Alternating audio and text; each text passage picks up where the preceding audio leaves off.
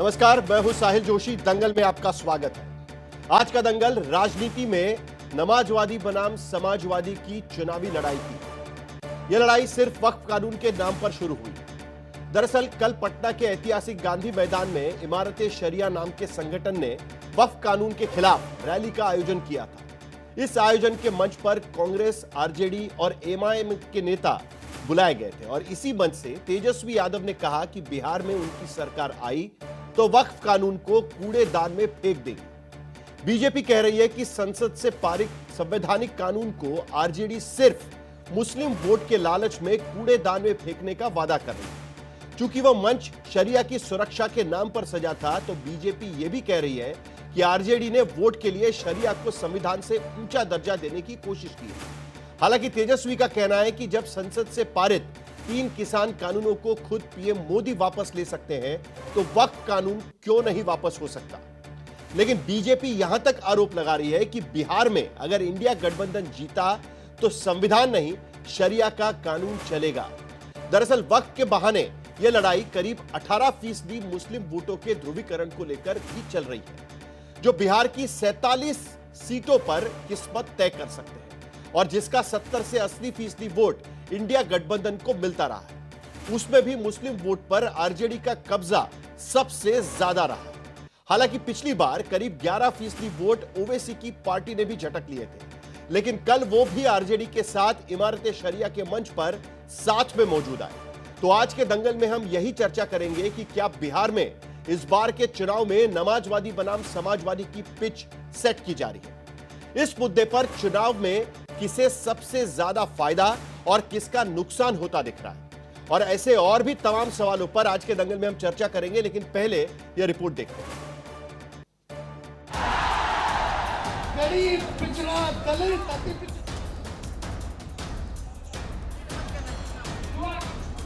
क्या इंडोनेशिया में लागू है?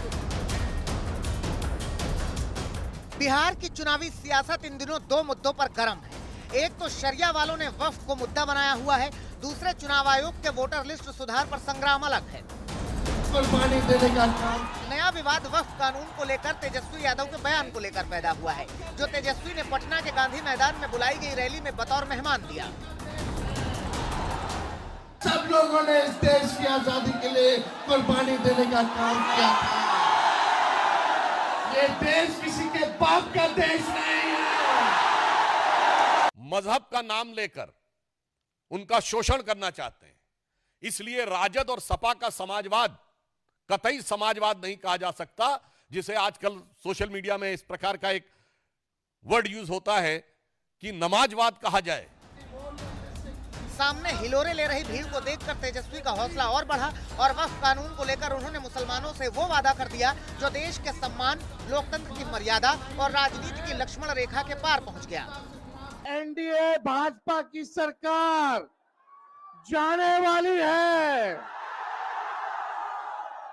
जब गरीब आवाम की सरकार बनेगी तो इस बिल को, इस कानून को बिहार राज्य जो है कूड़े के दान में फेंकने का काम करेगा।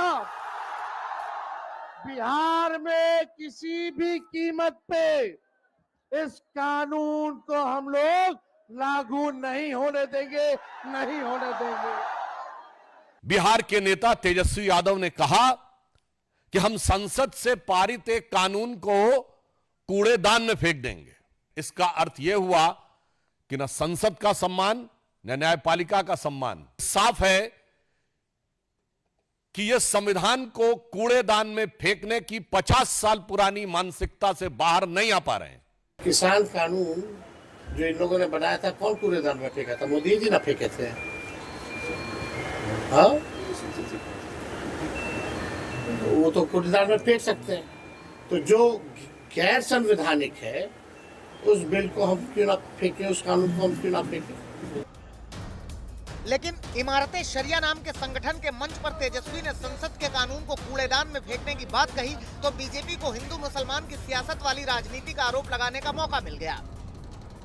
के जिन प्रावधानों के विरुद्ध इंडी गठबंधन के नेता बार बार बोल रहे हैं, क्या वो प्रावधान सऊदी अरब में लागू है जो इस्लाम की जन्मस्थली है? नहीं, क्या इंडोनेशिया में लागू है जो सबसे बड़ा मुस्लिम देश है? नहीं। क्या टर्की में लागू है जो खलीफत की सीट रही है? नहीं। क्या वो पाकिस्तान और बांग्लादेश में लागू है? नहीं। जो आईएसआईएस की भूमि है, सीरिया और इराक के हिस्से, वहां पे लागू है? नहीं। तो मैं पूछना चाहता हूं इंडी गठबंधन से कि आप बिहार में क्या सऊदी अरब, इंडोनेशिया, टर्की और आईएसआईएस से ज्यादा बड़ा शरिया का कानून लागू करने की सोच रहे हैं? सबसे महत्वपूर्ण बात, आपके जमीनों को छीना जा रहा है। मैं बिहार की प्रबुद्ध जनता का आह्वान करता हूं कि उसके सामने दो रास्ते हैं, राष्ट्रवाद और समाजवाद। अब वास्तविक समाजवाद के रास्ते पर चलती हुई भाजपा और जदयू, और कठमुल्लापन वाले नमाजवाद के रास्ते पर चलती हुई इंडी गठबंधन, जो सरकार में आने पर पिछले दरवाजे से शरिया लागू करने के लिए कोशिश करेगी, और एक तरफ हमारी सरकार जो बाबा साहब के संविधान की रक्षा करने के लिए कृत संकल्पित रहेगी। दरअसल ये सारी लड़ाई जिस वक्फ कानून को लेकर हो रही है वो संसद के दोनों सदनों से पारित हो चुकी है। अप्रैल महीने में ही सरकार ने उसका गैजेट नोटिफिकेशन भी जारी कर दिया था, लेकिन कानून अदालत के अंदर लटक गया है। फिलहाल नए कानून के मुताबिक कोई गठन या नियुक्तियां नहीं हो रही। कानून को चुनौती दी गई है कि वक्फ काउंसिल में गैर मुस्लिम को शामिल करना नाजायज है। पुराने वक्फ कानून में से वक्फ बाय यूजर का प्रावधान हटाना गलत है। वक्फ करने के लिए 5 साल पुराना जायज मुसलमान होना जरूरी है। वक्फ की संपत्तियों के विवाद के लिए लिमिटेशन एक्ट लागू करना ठीक नहीं, और इस नए कानून से संविधान के अनुच्छेद 14, 25, 26, 29 के खिलाफ है। लोगों का इतिहास ही है कानून पर भरोसा नहीं करना, गुंडागर्दी करना। राजद का मतलब ही है अपराधीकरण। किसकी इतनी हिम्मत हो गई इस लोकतंत्र में कि लोकसभा और राज्यसभा से पास हुए प्रस्ताव को कूड़ेदान में फेंक देगा? जो जात की राजनीति करते हैं, धर्म की राजनीति करते हैं, उनको ऐसी राजनीति मुबारक हो। यह बताते लोगों को कि हमारे पापा जब काम कर रहे थे, जब हमको काम करने का मौका मिला तो हमने कोई काम नहीं किया। तो गांधी मैदान के बगल में वक्फ की संपत्ति अंजुमन इस्लामिया हॉल, उसको तो खंडहर आपने बना दिया था। दरअसल बिहार की चुनावी सियासत में वक्फ पर इमारतें शरिया का मंच तो एक बहाना था, असल मकसद मुस्लिम वोट को रिझाना था। इसी कोशिश में कांग्रेस के सलमान खुर्शीद से लेकर कन्हैया कुमार और पप्पू यादव तक, आरजेडी के खुद तेजस्वी यादव तो एमआईएम से प्रदेश अध्यक्ष अख्तरुल इस्लाम एक मंच पर जमा हुए थे। और वोटों की सियासत के नजरिए से इन दलों में समानता यही थी कि इन सभी को कमोबेश मुस्लिम वोट मिलते रहे हैं या मिलने की उम्मीद है, क्योंकि 2020 के चुनाव में महागठबंधन को जहां 76% मुस्लिम वोट मिले थे, वहीं एनडीए को सिर्फ 5%, एलजेपी को 2% और एमआईएम समेत अन्य को 17% मुस्लिम वोट मिले थे। जहां एक मुश्त 95% मुस्लिम वोट एनडीए के खिलाफ जाते हों, वहां वक्फ कानून के विरोध वाले मंच जैसा मौका कोई दल नहीं छोड़ना चाहता। कोई अब आरजेडी को वोट देने वाला है? कोई आरजेडी को वोट देने वाला नहीं है। जो हम लोग के मुस्लिम साथी हैं, जो भाजपा के डर से मजबूरी में उनको वोट देते थे, उनको भी अब विकल्प मिल गया है। उनको भी मालूम है कि लालटेन में किरासन तेल बनकर जलते रहने का कोई फायदा नहीं है। लालटेन को वोट देंगे तो भविष्य उनके बच्चों का जलेगा। रोशनी लालू यादव के घर में होगी, तेजस्वी यादव के घर में होगी, मुसलमानों के घर में रोशनी नहीं होगी। हालांकि मुस्लिम वोट के लिए भी बिहार में इस बार महागठबंधन के अंदर के दल जोर लगाना चाहेंगे, क्योंकि 2011 की आबादी के हिसाब से भी बिहार में 20% से ज्यादा मुस्लिम आबादी वाली 47 सीटें हैं, तो 20 से 30% मुस्लिम आबादी वाली 29 सीटें हैं। 30 से 40% मुस्लिम आबादी वाली 7 सीट है, तो 40% से भी ज्यादा मुस्लिम आबादी वाली 11 सीटें हैं। और इसे मुस्लिम वोट के ध्रुवीकरण का सबसे सटीक मौका मिला है वक्फ कानून, जिसके विरोध के नाम पर हर राजनीतिक दल आम आवाम, गरीब मुसलमान को भ्रम में डालकर उसका वोट हासिल करने की जुगत में है। शशि भूषण, पटना, आज तक। तो वक्फ कानून के खिलाफ पहले ही सुप्रीम कोर्ट का दरवाजा विपक्षी दल खटखटा चुके हैं और सुप्रीम कोर्ट ने अपना फैसला सुरक्षित रखा है इस बात को लेकर कि क्या वक्फ कानून पर स्टे लगाना चाहिए या नहीं लगाना चाहिए। उसका फैसला अभी आना बाकी है, लेकिन उससे पहले ही बिहार के चुनाव में वक्फ कानून को लेकर राजनीति शुरू हो चुकी है। इसको लेकर कई सवालों के साथ हम दंगल में चर्चा करेंगे। इस चर्चा में शामिल होंगे गौरव भाटिया, प्रवक्ता भारतीय जनता पार्टी के प्रोफेसर सुबोध मेहता आरजेडी के प्रवक्ता इस चर्चा में शामिल होंगे। अभिषेक झा जनता दल यूनाइटेड के प्रवक्ता भी इस चर्चा में शामिल होंगे और उसके साथ साथ आशुतोष पॉलिटिकल एनालिस्ट और प्रोफेसर संजय कुमार को डायरेक्टर सीएसडीएस और सेफोलॉजिस्ट वो भी इस चर्चा में अपनी भूमिका रखेंगे। बिहार में मुस्लिम वोट को लेकर राजनीति एक बार क्या शुरू हो चुकी है। 3 सवालों के साथ इस चर्चा की शुरुआत में करना चाहता हूं। पहला सवाल हमारा यही रहेगा कि क्या शरिया के मंच पर संविधान को चुनौती के बीजेपी के आरोप में के पीछे कोई सियासत है। बीजेपी का आरोप क्या यह सियासी आरोप है, इसको लेकर हमारा पहला सवाल रहेगा।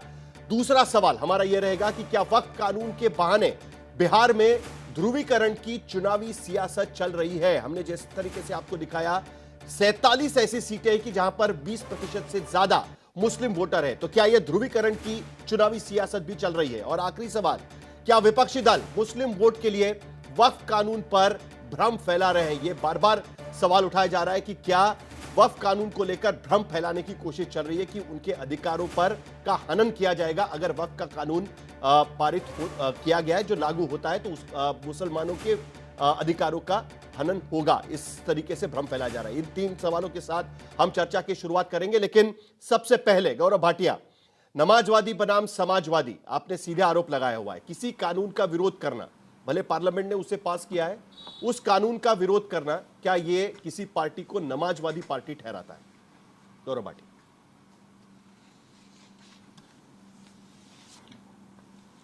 देखिए, सबसे पहले तो साहिल जी हमें एक बात समझनी होगी।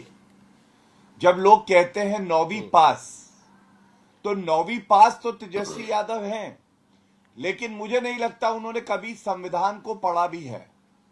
और आपत्तिजनक क्या है, ये एक प्रहार है हमारी विचारधारा पर, हमारे संविधान पे, हमारे सर्वोच्च न्यायालय पे। कैसे, मैं बताता हूं। जब कोई भी कानून संसद से पारित होता है और राष्ट्रपति उसके बाद असेंट देता है, अपनी जो है स्वीकार्यता देता है, तो कोई भी व्यक्ति ये नहीं कह सकता है कि इसे कूड़ेदान में डाल दूंगा या मैं इसको लागू नहीं होने दूंगा। ये अराजकता देश के लिए अच्छी नहीं है, लेकिन लगता है कि ऐसा तेजस्वी यादव ने ममता बनर्जी से सीखा है, जो कहती थी सीए लागू नहीं होगा। फिलहाल ये कानून लागू हो चुका है। दूसरी बात, संसद का अपमान तो ये है ही, लेकिन ये सर्वोच्च न्यायालय का भी अपमान है। वहां मामला लंबित है, अभी आप बता रहे थे, और अंतरिम आदेश जो है वो रिजर्व्ड है, अभी आया नहीं है, रोक लगी नहीं है।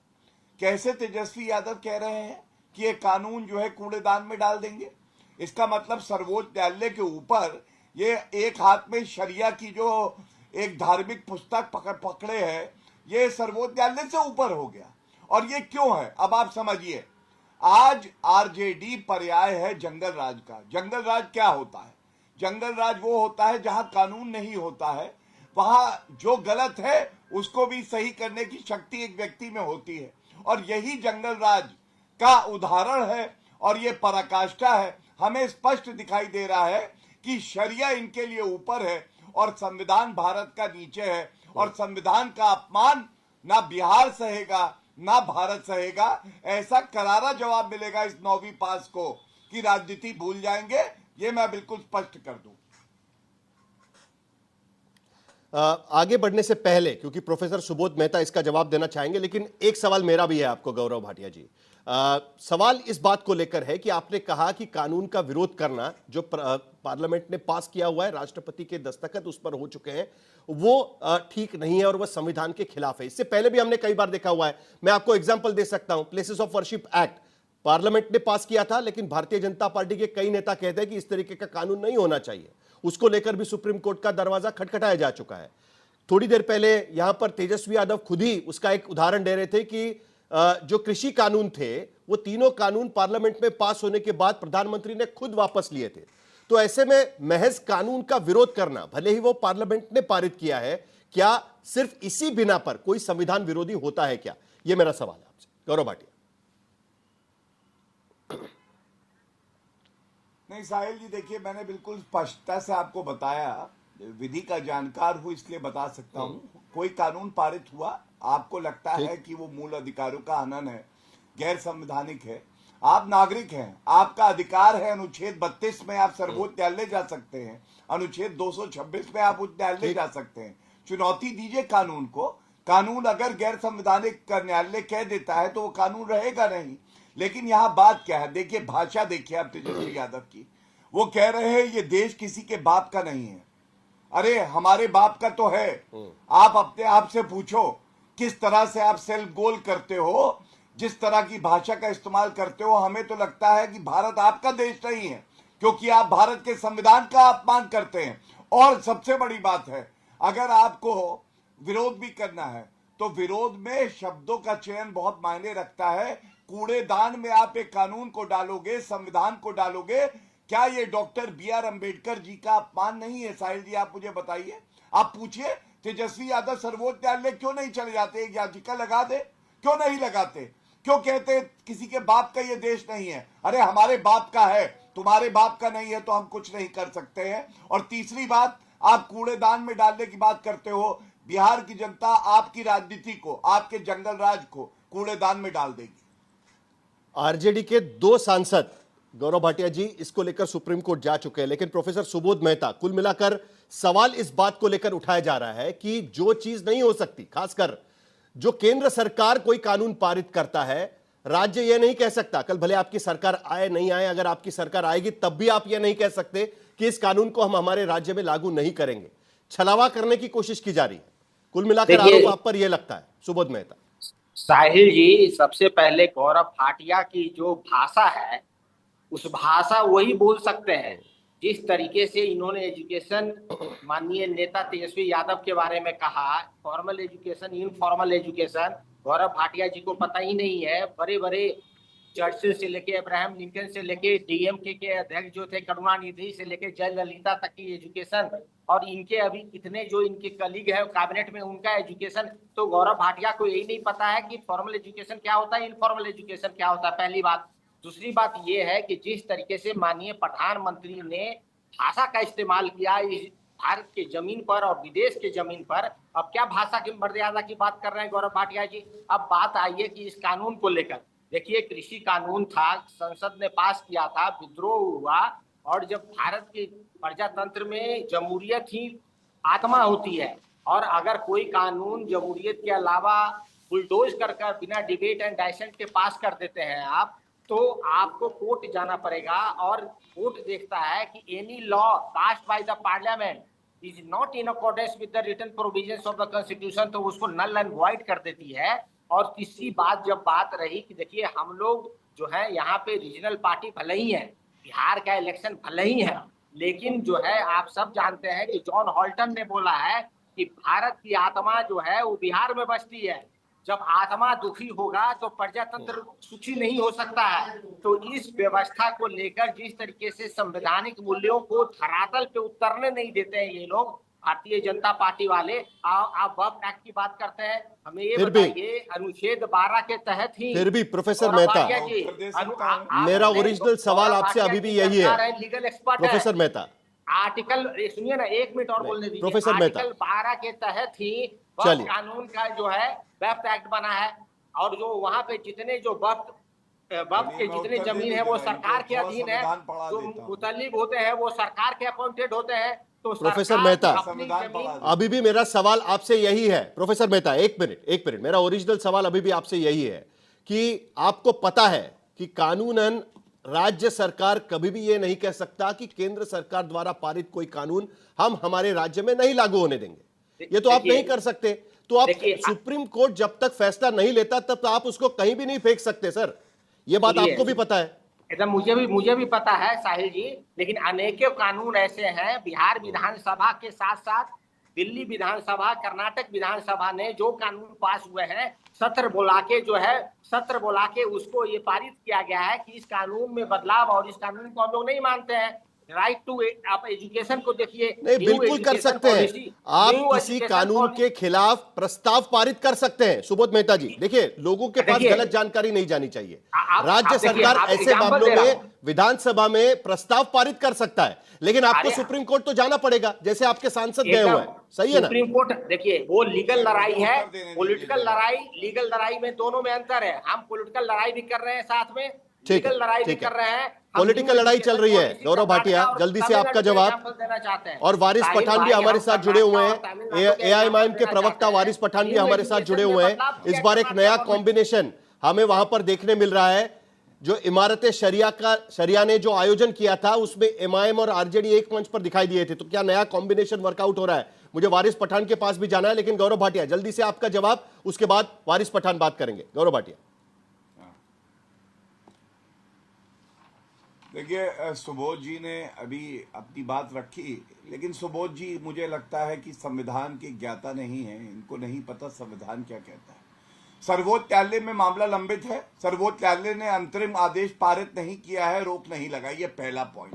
दूसरा पॉइंट, लालू प्रसाद यादव का बयान 7 मई 2010 संसद में, वक्फ बोर्ड ने सरकार और आम लोगों दोनों की जमीन हड़प ली है, इस पर नियंत्रण के लिए सख्त कानून की जरूरत है, ये लालू प्रसाद यादव ने बोला था। तीसरी बात, फॉर्मल एजुकेशन की बात मत करिए तो अच्छा है, बेटी बोला था तो कह रहे थे BETE, ये है 9वीं पास तेजस्वी यादव, तेज प्रताप 10वीं पास और राबड़ी देवी 8वीं पास। यादव परिवार के बाहर का इनको कोई पिछड़ा व्यक्ति नहीं मिला जो मुख्यमंत्री बने या इनकी पार्टी का अध्यक्ष बने। और अंत करूंगा एक बात कह के, बीच में ना बोले साहिल भाई, बीच में ना बोले साहिल भाई, बीच में ना बोले। सुबोध जी सुन लीजिए निशाने पे। गौरव भाटिया जी, सिर्फ इतना मैं कहना चाहता हूं, हमारी बात वक्त कानून को लेकर चल रही है, ठीक है? कहां से कहां कुछ बोलता है, मैं वक्त पे ही, हाँ, जो लालू प्रसाद यादव का मैंने बयान बताया ये शायद वक्त पे ही था। सर्वोच्च न्यायालय ने गलत बयानबाजी है, इस पे रोक नहीं लगाई है, ये वक्त पे ही बताया था। और तीसरी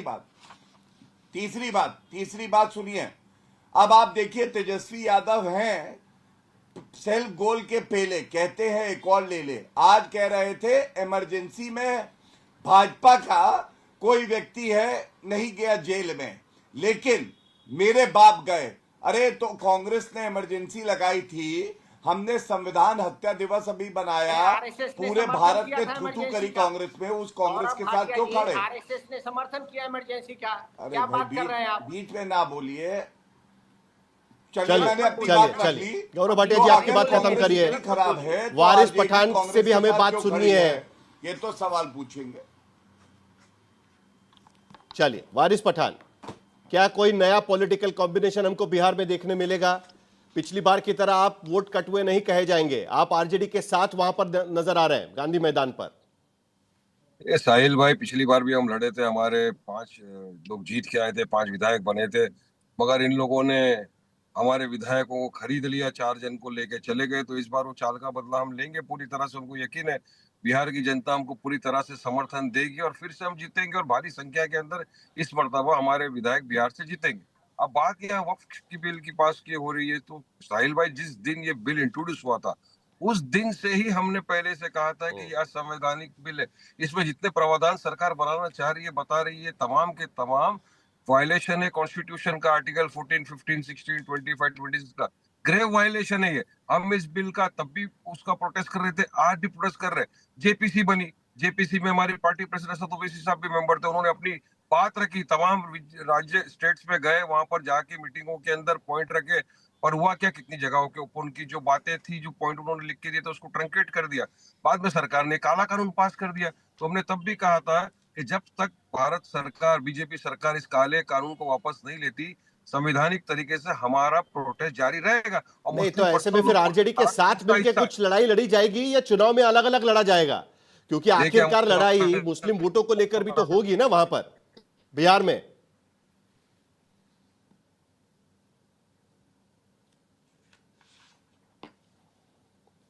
मेरे ख्याल से वारिस पठान जी का संपर्क हमसे टूट गया है, दोबारा संपर्क किया जाए तो उनसे सवाल पूछा जाएगा। आरजेडी के प्रवक्ता अभी भी हमारे साथ जुड़े हुए हैं, लेकिन अभिषेक झा के पास मुझे जाना है कि ये जो नमाजवादी समाजवादी ये जो सुधांशु त्रिवेदी कह रहे हैं, आपको क्या लगता है? क्योंकि समाजवाद पर तो आपका भी दावा है, आप भी अल्पसंख्यक वोटों के लिए कई बार शिकस्त करते रहते हैं कि हमें भी अल्पसंख्यक वोट मिलते हैं, पसमंदा मुसलमानों को लेकर खास करके आपका भी वहां पर बिहार में नीतीश कुमार काफी प्रचार करते रहते हैं। तो ये नमाजवादी कहना ठीक रहेगा कि अगर कोई वक्फ कानून को विरोध कर रहा है, और ये बात तो साफ नजर आ रही है ना कि आखिरकार आम मुस्लिम समुदाय भारी संख्या में ऐसे आयोजनों को के यहां पर जा रहा है, गांधी मैदान में काफी भीड़ वहां पर इकट्ठा हुई थी। अभिषेक झा, हमारे नेता नीतीश कुमार जी ने तो बिहार में ऐसा शासन स्थापित किया जहां हम मंदिरों की भी घेराबंदी करते हैं, कब्रिस्तानों की भी घेराबंदी करते हैं, वोटरों की चिंता करते हैं साहिल जी, वोटों की चिंता नहीं करते हैं। हमें लगता है कि आज जिस टॉपिक पर आपने डिबेट किया है, तेजस्वी यादव जी ने जैसा बयान दिया है, उनका जो उद्देश्य है वो सफल कर रहे हैं लोग। आपने भी चर्चा में उनको शामिल कर दिया, उनके बयान को शामिल कर दिया।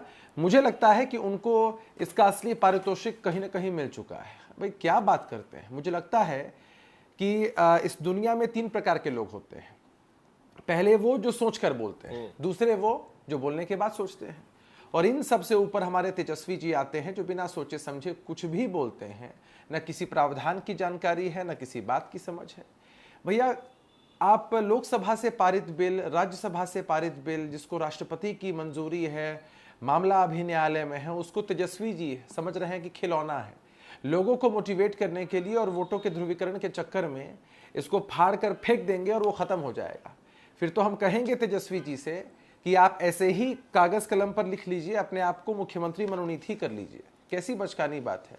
बिहार के नेता प्रतिपक्ष है लेकिन इतनी डिसीरियस बात। और यही नहीं, तेजस्वी जी ने अभी कुछ समय पहले साहिल जी एक और बचकानी बात की थी, 100% डोमिसाइल नीति लागू करने की बात की। प्रावधानों की कोई समझ उनको नहीं थी और हमने उनसे सवाल पूछा था कि 100% डोमिसाइल नीति लागू करने की बात तेजस्वी जी अगर आप करते हैं तो अपनी पार्टी में कब लागू करेंगे? कब तक बिहार से हरियाणा के जो लोग हैं वो राज्यसभा जाते रहेंगे? यहाँ बैठे हैं सुबोध जी, इतने टैलेंटेड हैं, ये भी जा सकते थे उनकी जगह पर, लेकिन इनको नहीं भेजेंगे चूंकि ये बिहार की पार्टी के हैं। खैर, तेजस्वी जी ने एक मार्केटिंग करने का प्रयास किया, उनके बयानों को आप लोगों ने प्रमुखता से चला दिया, उस पर डिबेट करा दी, हो गया। तेजस्वी जी ने ऐसे लोगों को मैसेज देने का एक प्रयास किया जो चीजों को नहीं समझते हैं। और वफ की बात कर रहे हैं, भाई वफ पर बहुत बहस हो चुकी है और बहुत रिमार्केबल बात मैं कहना चाहता हूं साहिल जी। जेपीसी जब बनी तब तेजस्वी जी की पार्टी ने उसमें कोई सुझाव नहीं दिए, और जब ये सुझाव नहीं देते हैं, किसी डिस्कशन में पार्टिसिपेट नहीं करते हैं, तो ये साफ तौर पर बताते हैं कि ये टॉपिक इनके लिए इंपॉर्टेंट नहीं है, हल्के में लेते हैं। आपको तो पता है ना, जेपीसी को लेकर तो तमाम विपक्षी दल कई सवाल उठा रहे थे कि वो जो चीजें कहने की कोशिश कर रहे थे वो जेपीसी के रिपोर्ट पे लिया ही नहीं गया, उनके सुझाव माने ही नहीं गए। जेपीसी के रिपोर्ट को लेकर भी कई सवाल उठाए गए थे। आपको याद होगा उस वक्त क्या हुआ था पार्लियामेंट में, उसकी भी डिबेट हुई थी। पूरे सम्मान के साथ, नहीं कई डिबेट्स हमने की है, और पूरे सम्मान के साथ मैं एक बात कहना चाहता हूं कि हमारे विपक्ष के बहुत साथियों ने बहुत सारे सुझाव दिए होंगे। ऐसा नहीं है कि उनके एक भी सुझाव को नहीं माना गया, हम लोगों ने भी दिए, हमारे बहुत सारे सुझावों को इनकॉर्पोरेट किया गया। आप कहें तो मैं पढ़ के सुना सकता हूं, समय लगेगा। मैं स्पेसिफिकली राष्ट्रीय जनता दल की बात कर रहा हूं। आज हम तेजस्वी यादव जी के बयान पर डिबेट करने बैठे हैं प्राइम शो में। क्यों भाई? तेजस्वी जी, उनकी पार्टी इतनी सीरियस होती तो ये कुछ एडवाइस तो दे रहे होते। आप इस बात को समझिए साहिल जी, और मुझे लगता है कि अल्पसंख्यक समाज को भी समझने की जरूरत है।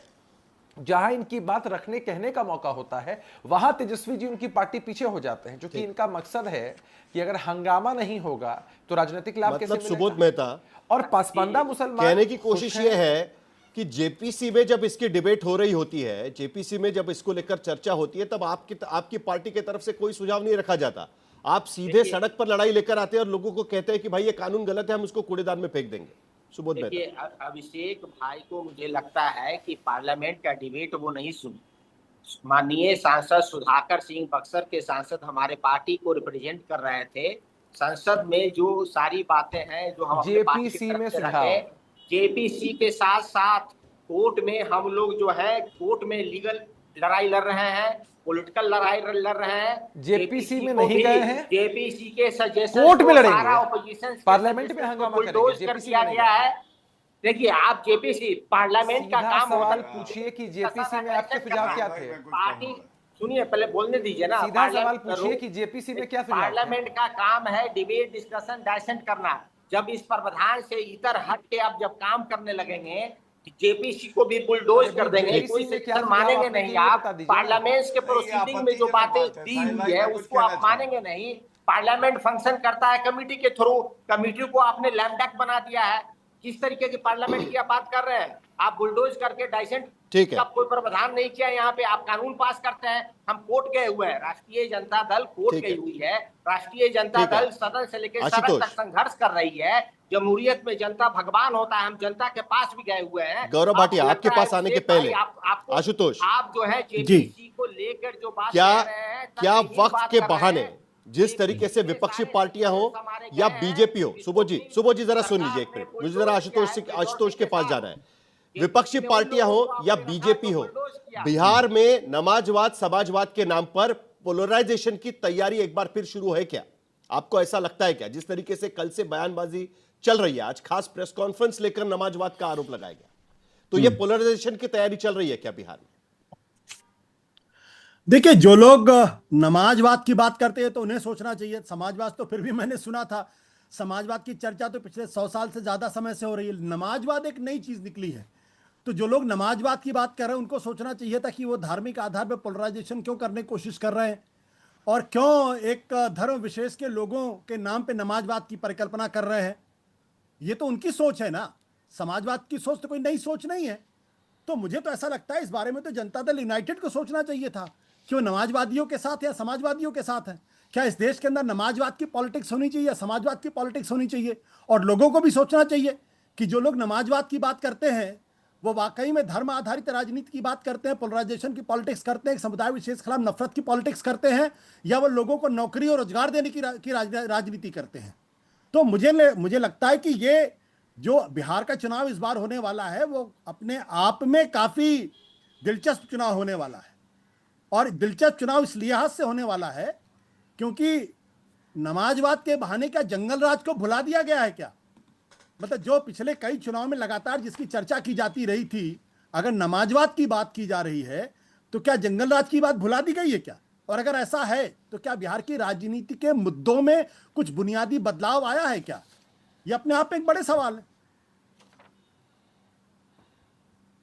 नहीं, लेकिन इसके बावजूद वो वक्फ कानून को लेकर अगर इमारतें शरिया लोगों को इकट्ठा करती है, सारी पॉलिटिकल पार्टीज को इकट्ठा करती है, तो ये तो विपक्ष के बीच में भी होड़ लगी है ना कि मुस्लिम वोट कौन लेके जाएगा। अभी वारिस पठान बोल रहे थे कि इस बार हम खिलाफ चुनाव लड़ेंगे और बदला लेंगे, जिस तरीके से 4 विधायक आरजेडी लेकर गई है, तो वहां पर भी होड़ चल रही है। बीजेपी को फायदा हो रहा है उसका, बीजेपी भी तो सवाल उठाएगी उसको लेकर। आशुतोष, नहीं, बिल्कुल इसमें दो राय है ही नहीं कि मुस्लिम वोटों को लेकर एक गोलबंदी तो की जाएगी और सारी राजनीतिक पार्टियों जिनको लगता है कि मुसलमानों का वोट उनकी तरफ आ सकता है या अल्पसंख्यकों का वोट उनकी तरफ आएगा तो उनको लुभाने की कोशिश करेंगे।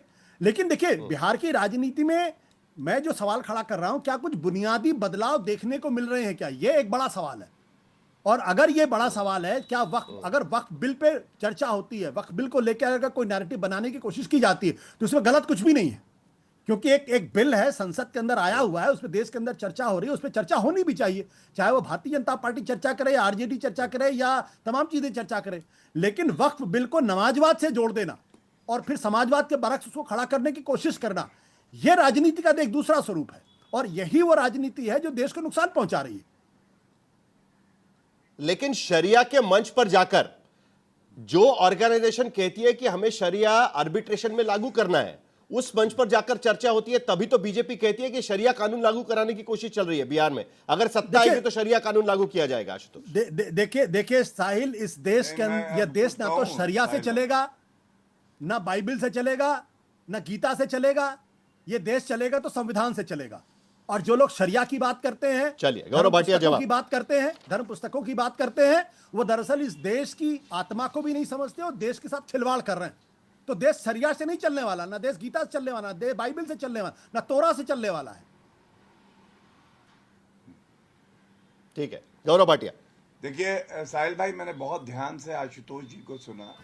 मुझे उम्मीद थी कि आशुतोष भाई तो पढ़े लिखे व्यक्ति हैं, संविधान के ज्ञाता हैं। सबसे पहले तो ये कहेंगे कि शरिया लागू करो, इस मंच पे कोई राजनीतिक दल जाता है तो वो संविधान के साथ गद्दारी कर रहा है, देश के साथ गद्दारी कर रहा है, इसकी निंदा करेंगे। पर उन्होंने प्रवचन देना शुरू कर दिया, भारतीय जनता पार्टी के लिए कह रहे थे धर्म आधारित राजनीति। क्या शरिया कानून लागू होगा ऐसे मंच पे जाके धर्म आधारित राजनीति नहीं हो रही। लेकिन आशुतोष भाई का चश्मा मुझे लगता है नंबर ठीक नहीं है, नंबर ठीक कराना चाहिए। दूसरा, सर्वोच्च न्यायालय ने इस पे कोई रोक नहीं लगाई है, लेकिन आशुतोष भाई ने इस पे भी कुछ नहीं कहा। उन्होंने कहा ये तो जरूरी ही नहीं है। इस तरह के बयान देना कि एक जो सही तरीके से वैधानिक एक कानून पारित हुआ है उसको कूड़ेदान में डाल देंगे, आशुतोष भाई को ठीक लग रहा होगा, ठीक है।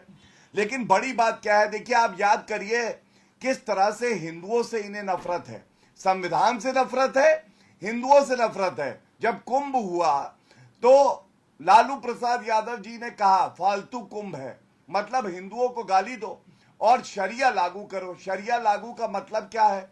हलाला ठीक है, बहु विवाह ठीक है, बच्चियों से शादी हो जाए वो ठीक है। किसी ने कहा है क्या शरिया लागू करो? शरिया की पैरवी जो कर रहे हैं, जिस मंच पे वो थे, आपने क्या वहां पे जो तकरीर हुई सुनी नहीं क्या साहिल भाई? मुझे लगता है आपको सुननी चाहिए।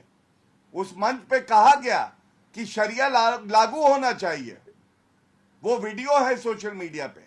तो मैं इतना ही कहूंगा, ये शर्म की बात है कि संविधान को ऊपर नहीं रखते हैं, शरिया को ऊपर रखते हैं। और ये क्यों है?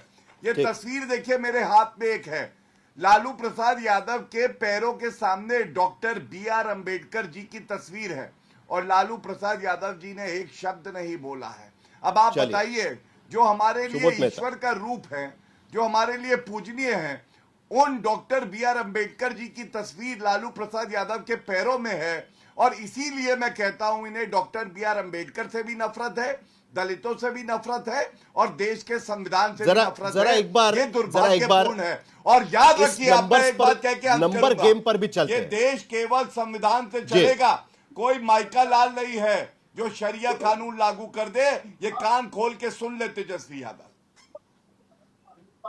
इसमें कोई दो राय नहीं है कि ये देश संविधान से ही चलेगा, इसमें कोई दो राय नहीं है। सुबोध मेहता, जल्दी से आप अगर 20 सेकंड में जवाब देना चाहे तो, क्योंकि इसके पीछे की राजनीति नंबर्स के जरिए भी मुझे सबके सामने रखनी है और उसके बाद संजय कुमार जी के पास मुझे जाना है। जल्दी से सुबोध मेहता। हेलो हेलो जी बोलिए। नहीं, देखिए, गौरव भाटिया जो बातें कह रहे हैं वो उनको भारत की तासीर के बारे में पता नहीं है। इनको ये नहीं पता है कि सम्राट अशोक का जो चक्र है, जो भारत का प्रतीक है, 24 तीलियां है, समानता से लेकर आजादी, समानता, भाईचारा और कल्याणकारी राज्य की अवधारणा, इन सभी को गौरव भाटिया की पार्टी ने तार-तार कर दिया है। समानता आप देख लीजिए, पूरे भारत में जिस तरीके का माहौल इन्होंने बनाया है, संविधान के मूल्य की बात करते हैं, थोड़ा शर्म कर लीजिए। कल्याणकारी राज्य की अवधारणा है, आपने सारा जो है भाई, आपको संविधान का सा नहीं पता है, आप कुरान पढ़ने में लगे हैं, आपको संविधान पढ़ने का टाइम कहाँ है? आप ये बताइए, चलिए, चुनाव नजदीक आते हैं, कुरान की राजनीति करते हैं गौरव भाटिया और भारतीय जनता पार्टी। और ये अभी अभिषेक भाई कह रहे थे, चलिए जरा नंबर्स पे जाते हैं। सुबोध मेहता, संजय कुमार इंतजार कर रहे हैं, उन्होंने हाल ही में एक आर्टिकल लिखा था। सुबोध मेहता, जरा नंबर्स भी देख लेते हैं, मैं जिसका जिक्र कर रहा था। देखिए, 2020 के लोगों को यह समझना चाहिए, देखिए 18% मुसलमानों की आबादी बिहार में है, इलेक्टोरेट में 18% की आबादी है। और अगर 2020 के विधानसभा चुनाव पर नजर डाले तो एनडीए को 5% मुस्लिम वोट्स उस पर पड़े थे और महागठबंधन को 76% वोट पड़े थे। लेकिन मुस्लिम बहुल सीटें अगर हम देखें तो 20% से 30% मुस्लिम आबादी वाली 29 सीटें बिहार में है, 30 से 40% वाली 7 सीटें हैं और 40% से ज्यादा मुस्लिम आबादी वाली 11 सीटें, यानी कुल मिलाकर अगर हम देखें तो 47 सीटें 243 में से 10% से भी ज्यादा सीटें हम देख सकते हैं यहां पर कि जो मुस्लिम आबादी वाली सीटें हैं, कि जहां पर मुस्लिम वोट तय करता है कि कौन जीतेगा। और इसी के वजह से, और लोकसभा चुनाव में CSDS का सर्वे कहता है कि 85% से ज्यादा मुस्लिम आबादी ने महागठबंधन को वोट दिया था। क्या यही वजह है संजय कुमार कि जिस तरीके से वक्फ कानून को विरोध किया जा रहा है, उसको लेकर जो राजनीति हो रही है, कहीं ना कहीं ये पोलराइज करने की कोशिश और दोबारा मुस्लिम यादव जो समीकरण है उसको जगाने की कोशिश एक बार फिर विधानसभा चुनाव के पहले? और कितना असरदार होगा वक्फ कानून का विरोध विधानसभा में? देखिए साहिल जी, इस बात से इनकार नहीं किया जा सकता कि ये जो मुद्दा है इसका चाहे अगर हम विपक्ष की पार्टी को बोलें या रूलिंग पार्टी जो बिहार में भी है, इसका राजनीतिकरण हो रहा है और इसकी वजह बहुत साफ है। चुनाव दर चुनाव अगर आप देखें, जो आंकड़े आपने पेश किए, चाहे वो लोकसभा का चुनाव हो, विधानसभा का चुनाव हो, तो मुस्लिम वोट आरजेडी और उसके सहयोगियों को बड़ी संख्या में मिलता रहा है, चाहे कभी 70% हो, कभी 76 हो, कभी 80% हो। और बीजेपी या उनके सहयोगियों को, चाहे हम हिंदुस्तान की बात करें, दूसरे राज्यों की बात करें, बिहार की भी बात करें, मुस्लिम वोट उनके पाले नहीं जाता है। उनके हक में क्या है, राजनीतिक हक में क्या है, राजनीतिक फायदा किस में है? उनका राजनीतिक फायदा इसमें नहीं है कि वो मुसलमानों के तरह को अपने पक्ष में लाने की कोशिश करें या मुस्लिम वोट को अपनी ओर मोबिलाइज करें, क्योंकि पिछले कई सालों में, कई दशकों में उन्होंने देखा है कि मुस्लिम वोट उनकी तरफ नहीं आता है। उनके पक्ष में ये जाता है कि कहीं ना कहीं हम एक, जैसे कहते हैं, मुस्लिम और हिंदू जस्टअपोज करें, ये कहें कि भाई देखो, मुसलमानों का वोट एक मुश्त जा रहा है, तो हिंदुओं को भी संगठित होकर के एक तरफ बीजेपी के साथ वोट करना चाहिए। तो कुल मिला के राजनीति हो रही है, रिवर्स पोलराइजेशन। आरजेडी एक तरफ कोशिश कर रही है कि मुस्लिम वोट जैसा उनके तरफ पोलराइज्ड है उतना ही रहे, जिससे उनको राजनीतिक फायदा मिलेगा। और दूसरी तरफ बीजेपी और उसके सहयोगी, और खासकर बीजेपी फ्रंट फुट पर आके ये बताने की कोशिश कर रही है कि भाई अगर आरजेडी और उसके सहयोगियों की सरकार आई तो देखिए उनकी मंशा क्या है, वो कर पाएंगे या नहीं कर पाएंगे वो अलग बात है, जिसका जिक्र सब लोगों ने किया। केंद्र सरकार का कानून है, राज्य सरकार ये नहीं कर सकती कि उसे हम लागू नहीं करेंगे और उसे फाड़ के फेंक देंगे, लेकिन कम से कम इसके इर्द गिर्द चर्चाएं होती रहेंगी तो राजनीति गर्म रहेगी और दोनों जो पक्ष है अपने अपने वोटरों को एक संदेश देते रहेंगे। नहीं, लेकिन उसके बावजूद दो पार्टियों के बारे में बात करना बहुत जरूरी है, एक तो जेडीयू और उसके साथ साथ एमआईएम, क्योंकि अगर हम नीतीश कुमार के परफॉर्मेंस पर नजर डालें मुस्लिम वोट के हिसाब से, तो 2010 के विधानसभा चुनाव में नीतीश कुमार के साथ में जो पार्टियां थी, 20% से ज्यादा वोट मुसलमानों के नीतीश कुमार को भी पड़े थे, 21% के करीब वोट उनको मिले थे। लेकिन धीरे धीरे जैसे वो भारतीय जनता पार्टी के साथ 2014 के बाद खास करके वो जुड़े, उसके बाद उनका मुस्लिम वोट घटता हुआ नजर आ रहा है। 2019 में 6%, 2020 में 5% और 2024 के लोकसभा चुनाव में 12% वोट नीतीश कुमार के पाले में जाते हुए नजर आए। लेकिन दूसरी तरफ एमआईएम का वोट भी 2020 में बढ़ा है। अब वक्फ कानून के खिलाफ जो गोलाबंदी हो रही है, उसमें क्या आप देखते हैं कि एक पोलराइजेशन हो जाएगा मुस्लिम वोटों का आरजेडी के तरफ, और जेडीयू और एमआईएम के लिए मुश्किल हो सकता है यह बात? निश्चित रूप से जेडीयू चूंकि बीजेपी के साथ है, आपने दिखाया कि कैसे उनका जनाधार मुस्लिम वोटरों के बीच में कम होता जा रहा है। मुझे नहीं लगता कि किसी भी सूरत में मुस्लिम वोटर, जिस तरह से आज का माहौल है, जिस तरह से पोलराइजेशन हो रहा है, जेडीयू के पक्ष में जाने का तो कोई सवाल ही नहीं उठता। यही 2-4-5% हो सकते हैं। अब रहा एआईएमआईएम का सवाल। एआईएमआईएम अगर आरजेडी गठबंधन के सहयोगी बनते हैं तब तो कोई इसमें शक नहीं है कि बड़ी संख्या में मुस्लिम वोट उसके आरजेडी गठबंधन के पक्ष में जाएगा। लेकिन मान लीजिए एआईएमआईएम अलग से चुनाव लड़ती है, हमने देखा था 2020 के चुनाव में इसका नुकसान आरजेडी को उठाना पड़ा। कुछ ना कुछ वोट, मुस्लिम वोट में सेंधमारी तो जरूर होगी और उसका नुकसान आरजेडी को होगा।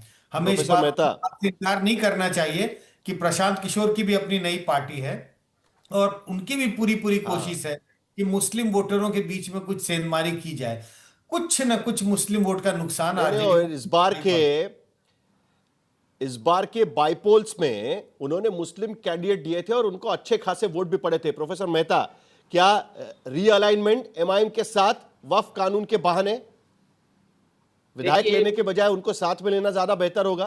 देखिए साहिल जी, हम लोग उन सभी लोगों को एक्सेप्ट करेंगे जो संविधान के मूल्यों के साथ खड़े हैं और जो संविधान के खिलाफ जो वोट होगी, जो संविधान के खिलाफ जो लोग जा रहे हैं उसके जो है हम लोग उनके साथ खड़े हैं। जो भारतीय जनता पार्टी जो संविधान के मूल्यों से इतर काम करती है और जितनी भी पार्टियां जो संविधान के पक्ष में उन मूल्यों के साथ खड़ी होती है, हम तो नेचुरल सी बात है कि जिस मुद्दे को लेकर हम लड़ाई लड़ रहे हैं, जो इस देश की तासीर है, जो है गंगा जमुना तहजीब है, इस मुद्दे को साथ में लेंगे कि नहीं लेंगे?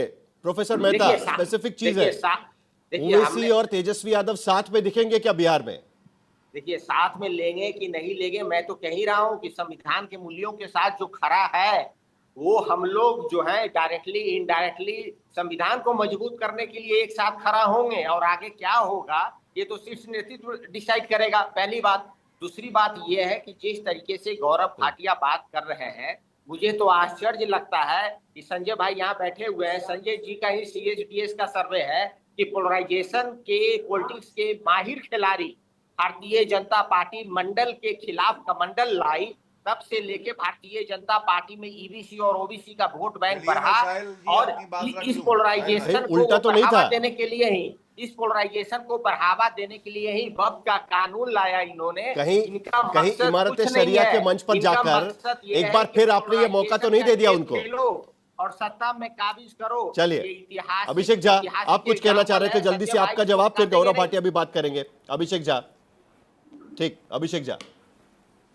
मैं आपको बताता हूं, आपने सीधा सवाल पूछा सुबोध जी से कि MIM के साथ आप रहेंगे या नहीं, उनको अपने साथ लाएंगे या नहीं, और ये घुमा फिराकर संविधान का हवाला दे रहे थे। अभी जब हम लोग डिबेट कर रहे हैं तब तक एक खबर सामने आई है कि MIM के जो प्रदेश के अध्यक्ष हैं, उन्होंने साफ तौर पर कहा है कि चूंकि हमको महागठबंधन ने रेस्पॉन्स नहीं दिया है तो फिर से एक बार हम तीसरा मोर्चा बनाएंगे। तो भाई ये लोग तो एक ही अभी कह के गए ना, वारिस पठान बदला लेंगे, दावेदारी कर रहे हैं, और वही बात वारिस पठान साहब ने कह दिया कि हम बदला लेंगे, और इन्होंने कहा कि हम तीसरा मोर्चा बनाएंगे। तो फिर बात तो हो ही गई ना कि ये लोग एक ही खजाने की दावेदारी कर रहे हैं। ये समझते हैं कि अकलियत समाज के वोटों के ठेकेदार ये अकेले हैं। लेकिन आपसे भी तो वोट फिसल रहा है ना, 21% से आप 5-6% तक आ गए हैं।